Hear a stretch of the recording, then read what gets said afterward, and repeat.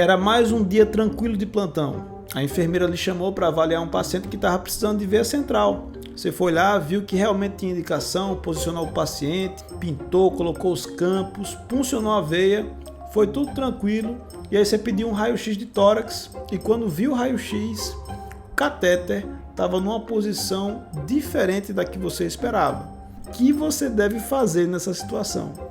Olá, eu sou Clark Vieira, médico angiologista e cirurgião vascular. E se você curte o tema acessos vasculares, considere seriamente curtir esse canal para que você possa construir uma curva de aprendizado robusta rumo a ser um grande funcionador. E o tema de hoje é cabeludo.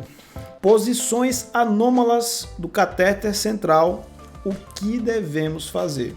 Quem dá plantão em UTI, em emergência, certamente já se deparou com essa situação de ter puncionado uma veia subclávia, uma veia jugular e em vez de descer para a veia cava superior, a ponta do catéter atravessou para o lado contralateral. Quer dizer, estava puncionando uma subclávia direita e a ponta do catéter foi para a subclávia esquerda. Ou então foi puncionar uma jugular e ela desceu para a subclávia. Foi puncionar a subclávia e ela subiu, cefalizou para a jugular. Quem nunca se deparou com uma situação como essa e quem nunca ficou se perguntando o que deve fazer para manejar uma situação como essa? Eu devo repuncionar o paciente, eu devo deixar, tanto faz, não tem diferença. E agora? Só para ficar claro, o catéter, quando ele não está na posição dele, ele gera danos para o paciente. Eu vou falar quais são esses danos. Então, se ele não está na posição ideal, pode ficar tranquilo que isso vai, em algum grau, gerar algum impacto para esse paciente. Claro, ele pode ser um impacto menor, pode ser um impacto que vá ter uma repercussão clínica muito discreta e em algumas situações pode ser vantajoso deixar esse catéter.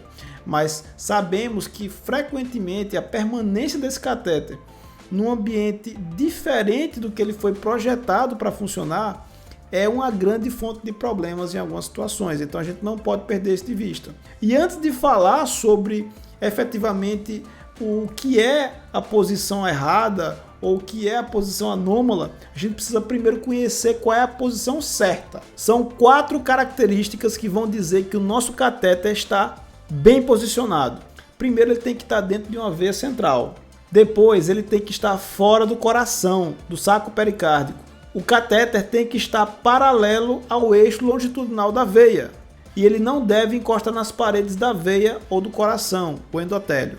Esse é o padrão que a gente espera para uma veia central. Ela entrando pela pele, percorrendo o vaso, seja a subclávia, seja a veia jugular, no caso das veias superiores, e ela vai se dirigir para a veia cava superior, no seu terço distal. Essa daí seria a posição ideal para que essa veia central funcionasse. Pô, mas eu já deixei catéter central em posições diferentes, anômalas, e nunca tive nenhum problema. O que é que pode acontecer de mal se eu deixar esse catéter aí? Nada.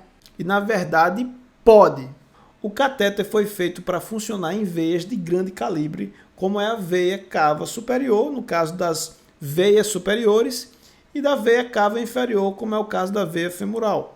Quando você coloca esse catéter numa veia de menor calibre ou em uma veia que tem um fluxo diferente, um fluxo mais baixo, você vai ter algumas complicações, como por exemplo, muitas vezes você não consegue diluir a droga, seja ela droga vasoativa ou uma droga de alta osmolaridade, no momento certo, para que ela chegue no local de ação em níveis adequados de diluição. Essa mistura inadequada da droga pode gerar algum efeito, seja ele local ou à distância. Se o contato desse catéter com a veia pequena for muito intenso, essa veia pode terminar tendo adesividade de plaquetas e um estímulo à formação de trombos. Então dizer que não importa se o catéter está bem posicionado ou não, desde que esteja vindo fluxo, é uma coisa meio complicada, é uma coisa meio falaciosa, a gente tem que olhar para isso daí com certo cuidado. Tem repercussão. Sim, a gente tem que entender se essa repercussão é muito grande ou não é tão importante e a gente vai tentar entender quando é que a gente deve manejar ele, quando ele não está na posição certa ou quando a gente pode expectar um pouco mais. Antes de falar sobre isso, eu queria falar sobre os principais pontos em que o catéter fica anomalamente posicionado. Em primeiro lugar, o átrio direito. É muito comum que na hora de puncionar a veia central, o médico ele possa introduzir demais, se a marcação não tivesse sido feita com mais atenção, o catéter ao ponto dele entrar no átrio direito. Isso não é legal porque pode predispor a arritmias cardíacas por si só. O segundo lugar é a veia cava superior no seu terço proximal. Então, a gente sabe que o ideal seria que ficasse no terço distal, então muitas vezes o catéter não foi introduzido o suficiente e aí ele fica no terço proximal da veia, que não é considerado o ideal. Terceiro lugar, veia subclávia direita. Quarto lugar, veia subclávia esquerda.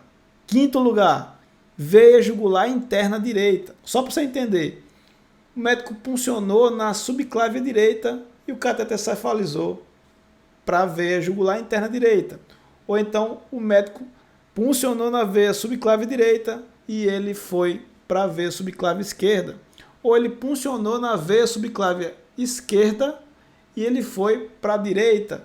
Então são múltiplos os trajetos possíveis. Dessas todas, a mais frequente é quando o catéter cai no átrio direito. Isso poderia ser corrigido simplesmente com a medição adequada desse catéter. Ver até onde é que a pele está implantada e até onde o coração começa, para você saber quanto de catéter você vai botar. É uma medição simples. E existem algumas causas que justificam por que essas coisas acontecem. São 3 variáveis. A primeira variável é o paciente. Muitas vezes ele tem uma anatomia complexa, não é uma anatomia habitual, existem variações anatômicas. Tem uma tal de uma veia cava superior esquerda, que é um resquício embrionário que em algumas pessoas está patente e que dá uma confusão na hora de você fazer a punção. E se você não tiver um método para guiar você, você vai ter dificuldade de entender essa anatomia. Eventualmente, pacientes que têm estenoses, pacientes que têm trombos no sistema venoso que você não conseguiu identificar porque não contava com um método complementar, podem também dificultar a navegabilidade desse catéter pelo sistema venoso. Mas não é só isso. Existem também variáveis intrínsecas ao próprio médico que está fazendo a punção. Se ele está num ambiente estressante, num contexto de urgência, em que ele precisa decidir a vida daquele paciente naquele momento, aquele procedimento é decisivo, ou se ele tem insegurança, tem falta de conhecimento, falta de experiência no tema, a chance dele incorrer quando consegue puncionar numa punção anômala é maior. E além disso, ainda existem variáveis inerentes ao material, desde a ausência de métodos de navegação como ultrassom, como a escopia, como também um tamanho de catéter inadequado para a situação que você está querendo puncionar o paciente. Uma vez que nós incorramos nesse problema, a gente tem que fazer algumas perguntas para que a gente entenda quais são as consequências desse catéter estar mal posicionado. Porque desde trombose, a estenose, se esse catéter for permanecer muito tempo tocando no endotélio, até problemas na diluição, na farmacocinética dessas drogas, podem acontecer. Então eu preciso entender disso para tomar uma decisão. Então, voltando no tempo, naquela situação em que a gente começou o plantão, fomos lá, pegamos a veia central, vimos o raio-x e vimos que o catéter está numa posição anômala. Peguei uma subclávia e ele cefalizou lá para a jugular. O que é que eu devo fazer? Eu tenho que fazer algumas perguntas. Qual é o tipo de droga que eu estou dando ao meu paciente? Eu estou dando uma droga vasoativa? Eu estou dando uma nutrição parenteral total, que tem uma osmolaridade muito alta? Eu estou fazendo uma plasmaférese? Eu estou fazendo uma hemodiálise? Ou eu simplesmente estou dando soro para esse paciente, porque ele estava sem veia central, tomando ceftriaxona, e eu peguei essa veia central para poder fazer esse antibiótico nele. Porque se eu estou com uma droga vasoativa em alta vazão, se eu estou com a nutrição parenteral total, se eu estou com uma droga de osmolaridade muito alta, se eu estou fazendo hemodiálise através desse catéter, eu não devo deixar esse catéter numa posição anômala, porque eu posso gerar alguma repercussão circulatória para o paciente. E aí nessas situações é mais tendencioso da gente ter que tirar e puncionar de novo. Outra variável importante é o tempo que eu espero que esse catéter vá ficar no paciente. Então, numa situação em que o paciente já está para receber alta, vai apenas concluir um ciclo de antibiótico, não vai fazer hemodiálise, o tempo de permanência desse cateter é menor do que 7 dias, vai passar aí 5, 4 dias, a expectativa é essa. Então, eu vou tentar, mesmo que esse cateter esteja numa posição anômala, conservar esse cateter, observar, expectar, na expectativa que esse paciente não vá desenvolver complicações sérias em virtude desse cateter estar numa posição diferente da habitual. E é claro que existem também variáveis intrínsecas ao próprio paciente. Se é um paciente rígido, trófico, que não tem comorbidades, ele vai tolerar melhor a permanência desse cateter numa veia diferente da habitual. Já um paciente crítico, um paciente séptico, com choque séptico, um paciente que está com uma instabilidade hemodinâmica, com choque cardiogênico, com alguma necessidade especial, marca-passo, alguma coisa, esse paciente ele vai tolerar menos um cateter mal posicionado.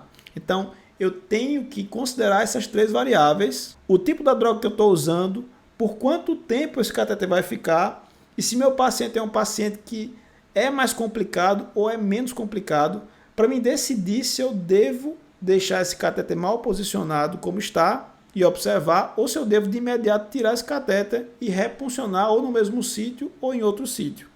Independente de qualquer coisa, é muito chato, é verdade, você puncionar um paciente, tá lá, radiografou, tá mal posicionado, você tirar. Você, poxa, vou ter que correr o risco de puncionar de novo, de ter acidente, de fazer pneumotórax, de puncionar artéria, de fazer alguma coisa iatrogênica, e eu não queria ter que puncionar. Então, é sempre melhor a gente tentar prevenir a ocorrência dessas lesões. E uma forma muito boa de começar a prevenir esses problemas é sempre que possível puncionar veias no antímero direito. Curiosamente, a maioria das vezes que a gente funciona no lado esquerdo, estatisticamente, dá mais posicionamento inadequado. As veias da direita, elas são mais retas, elas têm um trajeto mais retilíneo, mais verticalizado. Então, muitas vezes, o catéter ele corre bem paralelozinho ao eixo longitudinal da veia. Já quando é na veia esquerda, ele vai ter que cruzar a linha média para chegar no coração e muitas vezes ele termina tomando um trajeto ali inadequado na hora que você está passando o fio guia. Então, sempre que possível, tenta puncionar nas veias do lado direito. Claro, se o paciente tiver alguma contraindicação, tiver alguma lesão, tiver alguma alteração externa, alguma coisa que está impedindo de você puncionar à direita, você vai ter que passar para a esquerda e vai saber que a chance disso acontecer é maior. Use o catéter no tamanho adequado, porque muitas vezes existem catéteres mais longos, catéteres mais curtos, e você vai ter que identificar isso na hora de selecionar o material e também fazer a medição adequada para evitar de introduzir de mais ou de menos esse catéter. E uma ferramenta poderosíssima que pode te ajudar em algumas situações, sempre que disponível, é a ultrassonografia, para melhorar a sua navegabilidade, para você ver efetivamente como é que está a anatomia dessa veia que você quer puncionar. E uma vez que você reconhece isso, fica mais fácil se antever as situações problema e traçar uma forma de contornar uma anatomia desfavorável, um trombo, uma estenose, enfim. E não deixar para reconhecer isso durante o procedimento numa situação bem mais desconfortável para você e para o paciente. Se você acha que esse conteúdo foi importante para você, se você acha que ele pode trazer respostas na hora de você puncionar a veia central e de repente se deparar com uma posição anômala, muitas vezes inadequada, senta o dedo no like, deixa um comentário se você também já vivenciou uma experiência semelhante a essa, para que a gente possa interagir um pouco, para que eu possa entender, para que você possa enriquecer essa discussão. E manda esse vídeo também para seu colega que dá muito plantão em UTI, em emergência, que vai se beneficiar desse conteúdo. Por hoje, era esse o tema que eu queria trazer, mas vem muita coisa boa por aí.